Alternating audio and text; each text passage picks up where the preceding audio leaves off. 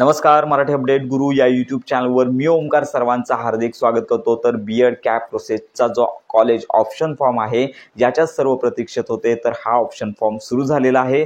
तर आजच्या व्हिडिओमध्ये सदरचा कॉलेज ऑप्शन फॉर्म कसा भरायचा तर या संदर्भात आपण परिपूर्ण माहिती पाहणार आहोत। तत्पूर्वी लक्षात घ्या की कॉलेज ऑप्शन फॉर्म भरण्यापूर्वी तुमचं फायनल मेरिट लिस्टमध्ये नाव येणं गरजेचं आहे। जर फायनल मेरिट लिस्टमध्ये तुमचं नाव नसेल तर मात्र तुम्हाला हा ऑप्शन फॉर्म भरता येणार नाहीये। तर फायनल मेरिट लिस्टमध्ये नाव असेल तर हा ऑप्शन फॉर्म तुम्ही भरू शकता। तर ऑप्शन फॉर्म भरण्यासाठी बीएड सीईटी कॅप प्रोसेसचं जे अधिकृत पेज आहे तर या ठिकाणी यायचं आहे। तर कॉलेज ऑप्शन फॉर्म भरण्यापूर्वी महत्त्वाच्या इन्स्ट्रक्शन येथे देण्यात आले आहे, तर या आपण पाहूया। तर लक्षात घ्या की फायनल मेरिट लिस्ट आहे तर यापूर्वीच प्रसिद्ध करण्यात आले आहे। तर याच्यामध्ये all the candidate who are in the final merit list are eligible to college option form, म्हणजे फायनल मेरिट लिस्टमध्ये ज्यांचं नाव आहे असेच कॅन्डिडेट कॉलेज ऑप्शन फॉर्म भरू शकतात। आणि याचबरोबर या कॅन्डिडेटना त्यांचा जो फॉर्म आहे तो अनलॉक करता येणार नाहीये। त्याचबरोबर लक्षात घ्या की तुम्हाला ऑप्शन फॉर्म भरता येईल पण तुमचा जो मागील फॉर्म आहे तो अनलॉक करता येणार नाहीये। तर कॉलेज ऑप्शन फॉर्म आहे तो सगळ्यांना भरायचा आहे। त्यानंतर लक्षात घ्या की कॉलेज प्रेफरन्स, त्यानंतर लक्षात घ्या की कॉलेज किती जे आहे तर ते तुम्हाला ऑप्शन लॉक करायचे आहेत। आणि त्यानंतर तुम्हाला मेथड जे आहे ते देखील तुम्हाला चेक करून प्रॉपर PDF फाईल जी चेक करायला येणार आहे तो फॉर्म आहे त्याची फॉर्म प्रिंट, म्हणजे तुम्ही जो ऑप्शन फॉर्म भरणार आहात त्यानंतर सुद्धा प्रिव्ह्यू दाखवला जाणार आहे तो तुम्ही प्रॉपर पाहूनच तुम्हाला फॉर्म भरायचा आहे। ज्यांनी ELCT अंतर्गत अर्ज केला असेल त्यांना वेगळा ऑप्शन फॉर्म पाहायला मिळेल, त्यांना इंग्लिश मीडियमचे कॉलेज तुम्हाला पाहायला मिळतील। याचबरोबर ज्यांचं नॉट कन्सिडर फायनल मेरिट लिस्टमध्ये काही कारणानिमित्त ज्यांचा अर्ज रिजेक्ट झालेला आहे त्यांना देखील अर्ज अपडेट करण्याची लिंक त्यांच्या फॉर्मच्या लॉग इनमध्ये दिलेली आहे, ती त्यांना पाहून घ्यायची आहे। तर याचबरोबर लक्षात घ्या की अशा प्रकारे संपूर्ण माहिती तुम्हाला पाहून घ्यायची आहे आणि स्क्रोल डाऊन करून सदरची पॉपअप विंडो क्लोज करून कॅन्डिडेट लॉग इन या टॅबवर तुम्हाला क्लिक करायचं आहे।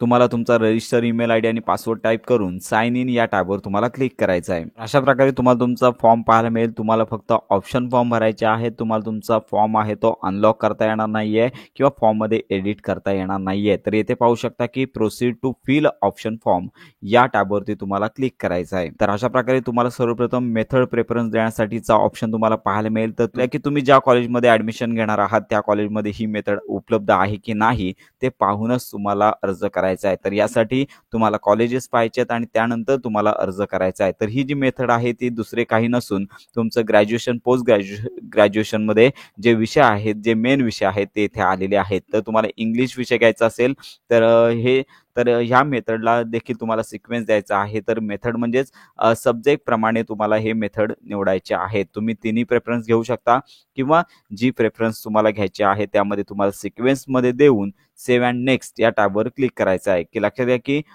येथे कन्फर्म या टॅबवर क्लिक करायचं आहे। मेथड निवडल्यानंतर तुम्हाला इथे कॉलेज चॉईस करण्यासाठीचं पेज तुम्हाला ओपन होणार आहे। सिलेक्ट युनिव्हर्सिटी या टॅबवर क्लिक करून तुम्हाला युनिव्हर्सिटी निवडायची आहे। त्यानंतर डिस्ट्रिक्ट या टॅबवरती क्लिक करून तुम्हाला तुमचा जिल्हा निवडायचा आहे। त्यानंतर स्टेटस या ठिकाणी पाहू शकता की गव्हर्नमेंट, त्यानंतर प्रायव्हेट, त्यानंतर गव्हर्नमेंट मान्यताप्राप्त असे सगळे मायनॉरिटी वगैरे सगळे कॉलेजेस पाहायला मिळतील। पण सगळेच पाहण्यासाठी ऑल हा ऑप्शन घेऊ शकता। त्यानंतर मीडियम, तर मीडियम या टॅबवरती क्लिक केल्यानंतर तुम्हाला मराठी, उर्दू, हिंदी यापैकी मीडियम निवडायचं आहे। तर लक्षात घ्या की ॲप्लाइड मेथड येथे दिलेली आहे ती तुम्हाला पाहूनच तुम्हाला त्याप्रमाणे कॉलेजेस निवडायचे आहेत। जर मेथड तुम्ही दिलेली आहे परंतु कॉलेजमध्ये ती मेथड नसेल तर मात्र तुमचा फॉर्म रद्द होऊ शकतो। त्यामुळे तुमच्या संबंधित जो कॉलेज जवळचा आहे ज्याच्यामध्ये तुम्हाला ॲडमिशन घ्यायचं आहे त्याची डिटेल प्रॉपर चेक करायची आहे, त्याची मेथड चेक करायची आहे आणि त्यानंतर तुम्हाला अर्ज करायचा आहे। त्यानंतर सिलेक्ट कॉलेज टाईप, यामध्ये को एज्युकेशन म्हणजे एकत्रित, गर्ल्स म्हणजे फक्त मुलींसाठी, त्यामुळे ऑल ऑप्शन घेऊन सर्च कॉलेज या टॅबवर तुम्हाला क्लिक करायचं आहे।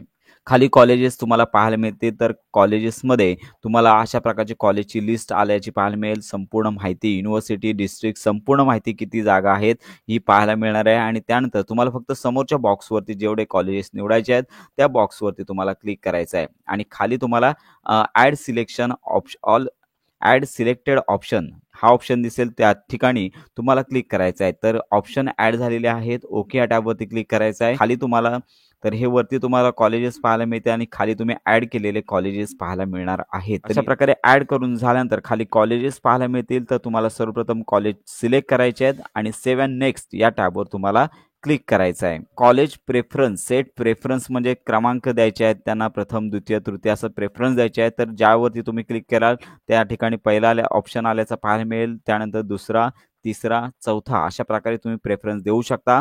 एकापेक्षा अधिक प्रेफरन्स देऊ शकता. प्रेफरन्सला लिमिटेड नाही आहे. कितीही कॉलेज तुम्ही ॲड करू शकता. पण जर पहिल्या कॉलेजमध्ये तुमचा नंबर लागला तर त्या ठिकाणी CET सेलच्या नियमानुसार प्रवेश घ्यावा लागेल आणि जर तुम्ही ॲडमिशन घेतलं नाही तर तुमचा फॉर्म आहे तो रद्द होईल. या संदर्भात आपण माहिती देणारच आहोत. तर अशा प्रकारे प्रेफरन्स निवडून झाल्यानंतर सेव्ह अँड नेक्स्ट या टॅबवर तुम्हाला क्लिक करायचं आहे. तर अशा प्रकारे तुम्ही दिलेली मेथड तुम्हाला आल्याची पाहायला मिळेल. त्यानंतर कॉलेजेस आल्याचे पाहायला मिळतील आणि अंडरटेकिंग बॉक्सवर क्लिक करून तुम्हाला कन्फर्म ऑप्शन फॉर्म या टॅबवर तुम्हाला क्लिक करायचं आहे. तर अशा प्रकारे तुम्हाला संपूर्ण प्रेफरन्स आणि त्यानंतर मेथड तुम्हाला देता येणार आहे. कंप्लीट ऑप्शन फॉर्मवर क्लिक केल्यानंतर तुम्हाला PDF फाईल पाहायला मिळेल. संपूर्ण फॉर्म चेक करून तुम्हाला फॉर्म आहे तो लॉक करायचा आहे. तर अशा प्रकारे तुम्हाला प्रेफरन्स तुम्हाला देता येणार आहे. तर अशा प्रकारे B.Ed कॅपचे जे प्रेफरन्स आणि मेथड तुम्हाला तुमच्या जो कॉलेज तुम्हाला घ्यायचं आहे त्याच्यानुसार हे द्यायचं आहे.